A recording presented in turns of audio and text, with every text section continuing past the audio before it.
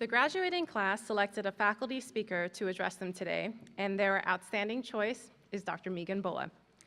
Megan has a background in classics, primatology, women's studies, and psychology, and this interdisciplinary expertise is only one of many reasons that students are drawn to her.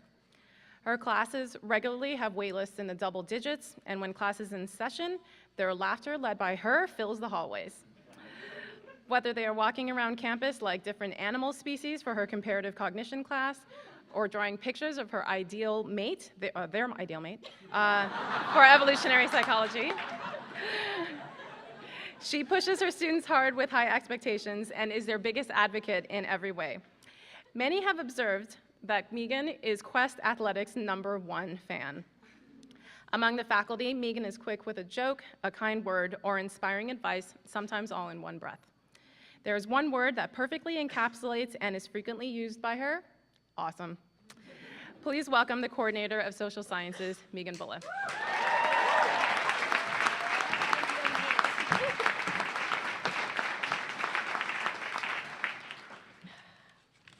I told David that I wasn't going to cry, and I probably am going to cry, so just be warned.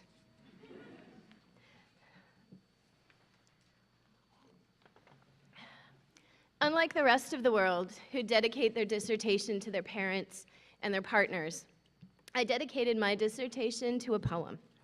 The poem is Ithaca by the Greek poet C.P. Cavafy, and it starts like this. As you set out for Ithaca, hope your road is a long one, full of adventure and full of discovery. Lystrigonians, Cyclops, and wild Poseidon, don't be afraid of them. You'll never find things like that on your way, as long as you keep your thoughts raised high, as long as a rare excitement stirs your spirit and your body. Many-minded and wily Odysseus spent 10 years trying to get to Ithaca, trying to get back to his home, where he was lost after the Trojan War, tossed about by storms, meeting monsters, betting witches and goddesses along the way. Those 10 years can be looked on as wasted time. Hurry home to your wife, to your son, to your loyal hound. You need to rule Ithaca. Or you can look at those 10 years as an adventure. He poked out the Cyclops' eye. He went all the way to hell and came back again. He was found naked by a nubile princess who took him home to meet Daddy. And the one that I'm so jealous of, he heard sirens. These are adventures. They're not wasted time. You are situated at a unique point in your lives. You can think of your life as wasted time getting towards your next goals, or you can live your life like an adventure.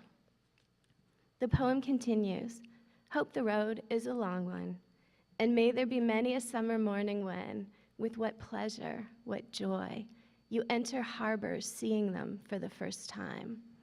May you stop at Phoenician trading posts to buy fine things, mother of pearl and coral, amber and ebony, and sensual perfumes of every kind. And may you visit many Egyptian cities to learn, and to go on learning from their scholars. When I was your age, I had plans, and everything in between getting to them was wasted time. I knew exactly what I was going to do when I was 21 and graduating from UBC. I was going to travel through Europe, go to travel agent school, and run American Express's corporate travel division, and drive a black on black on black Alfa Romeo Spider Veloce. My boyfriend was looking at engagement rings. We were going to have 2.5 children, a dog, and a mortgage. They were great, great plans until I tried them on and I realized that they didn't fit at all. Well, the spider might have fit, but I never got it. I can almost tell you the moment that I flipped from thinking about goals to thinking about adventures. From thinking about answers to thinking about questions, when the journey became the most important part. When the only thing to do was to stand in a smelly, noisy market for hours and touch textiles, or sit on a beach and run my fingers through the sand, or go into old libraries and smell old books, or stand and stare at a Doric column. For me, it happened when I realized, as I was gazing into the eyes of a gorilla, that I could do anything and I could live everything. Tradition and boxes didn't have to fit if I didn't want them to. It's the moment when experiencing and being becomes who you are rather than what you do. Cavafy writes, "Keep Ithaca always in your mind. Arriving there is what you're destined for, but do not hurry the journey at all. Better if it lasts for years, so that when you arrive there, you are old, wealthy with all you've gained on the way, not expecting Ithaca to make you rich." But accomplishing things is what we do. You've just accomplished your first university degree, maybe your first of many. And this is a great, great accomplishment. Who would you be if you hadn't have done this? Who would you be if you don't have a successful career? 2.5 kids and a mortgage. Who am I without that spider? These fears change as our goals change. Who am I without a PhD? What if I don't have the right job? What if I don't make 10-year plans? Who am I if I don't change the world? Let me tell you the big secret. You changed the world by accident while you were living everything. Your goal is not important. It's what you keep your sights on. That's your compass heading. What's important is living everything, doing everything, and being everything. Set forth on the journey, keep the destination in mind, but it's getting there that's important. My colleagues and I have spent 4 years teaching you this. Our mission has been to give you the tools to ask questions, to live these questions, and to seek answers, but to know that the answers aren't the end. If we thought the answers were the end, we would have made you ask boring questions that we could actually answer. Not the kinds of questions that you ask. Not the kinds of questions like, what is a winner? What is the relationship between recreation and conservation? What is symmetry and design? What is a man? Why embrace uncertainty? It's investigating these questions that you learn and that you live. Quest is one of my Ithacas, where I get to live my questions and ideals, and I believe that part of its value and its preciousness lies in the fact that we can all do the same here. Live our questions.